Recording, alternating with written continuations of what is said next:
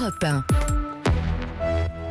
Ils sont là tous les deux. Virginie Fulpin pour l'édito sport dans un instant. Bonjour Virginie. Bonjour Mathieu. On va parler de tennis. Axel de Tarlet, Le Monde bouge. Bonjour Axel. Bonjour Mathieu. Une décision qui fera date. Écoutez bien, la justice anglaise interdit l'extension de l'aéroport de Londres, Heathrow, et ce, au nom de la lutte contre le réchauffement climatique. Oui, décision historique, un tournant, me disait hier Jean Jouzel, c'est l'ancien vice-président du comité scientifique du GIEC, car la Cour d'appel d'Angleterre a jugé illégal l'agrandissement de l'aéroport de Londres Heathrow avec la construction d'une troisième piste d'atterrissage.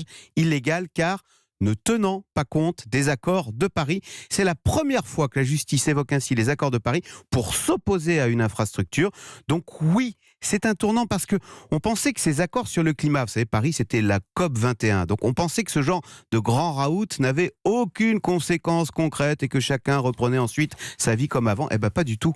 On réalise que l'accord de Paris, signé par 175 pays, peut être utilisé par la justice pour devenir contraignant. Est-ce que vous voulez dire que cette décision de la justice britannique pourrait faire jurisprudence et peut-être inspirer d'autres juges dans le monde ? Exactement, et c'est ce que souhaitent les associations pour le climat, que de la même façon on interdise l'extension des aéroports de Roissy ou de Nice, mais on peut même imaginer des répercussions dans d'autres secteurs, dans l'industrie, l'énergie, le pétrole.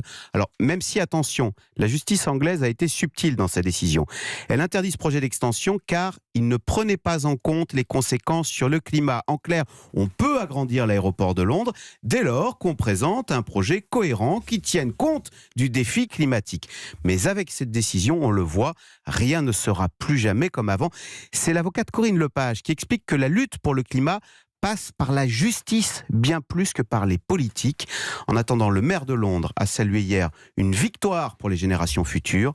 Les initiateurs du projet, eux, dépités, ont parlé d'une victoire pour les Français, car disent-ils, si les avions ne peuvent plus atterrir à Londres, ils iront atterrir à Paris, Paris qui deviendra dès lors le premier aéroport d'Europe devant Londres. De toute façon, les Anglais, les Français, vous savez, C'est la bataille éternelle. On ne sera jamais d'accord. Merci beaucoup, Axel de Tarlet, Le Monde bouge.